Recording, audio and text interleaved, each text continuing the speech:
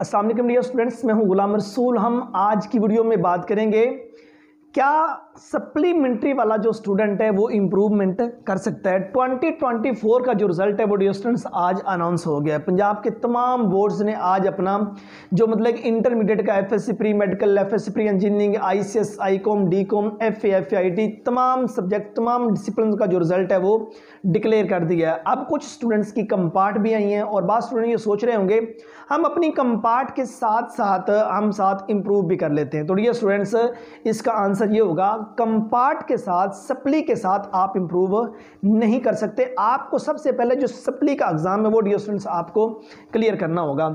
जब आप सप्ली का एग्जाम क्लियर कर लेंगे उसके बाद डियर स्टूडेंट्स 4 साल आपके पास टाइम होगा इंप्रूवमेंट करने का। 4 साल में आप 8 बार इंप्रूवमेंट कर सकते हैं। पीबीसीसी की तरफ से ये एक नया नोटिफिकेशन 2023 के एंड पे जारी किया जो कि 24 से ऑनवर्ड लागू किया गया कि अब स्टूडेंट्स मैट्रिक या इंटरमीडिएट का है वो 4 साल में 8 बार इंप्रूवमेंट कर सकता है। लेकिन आगे ये शर्त एक आयद की गई, उसने आगे किसी हायर डिग्री में एडमिशन ना लियो। मीन्स आप अपनी सप्ली क्लियर करने के बाद इंप्रूवमेंट कर सकते हैं। अगर आप एक बार इंप्रूवमेंट का दाखिला भेजते हैं, आपके नंबर बढ़ जाते हैं तो आप फिर उसके बाद दोबारा इंप्रूवमेंट करना चाहें फिर भी कर सकते हैं। मीन्स आप 8 बार मुसलसल डियर स्टूडेंट्स इंप्रूवमेंट कर सकते हैं।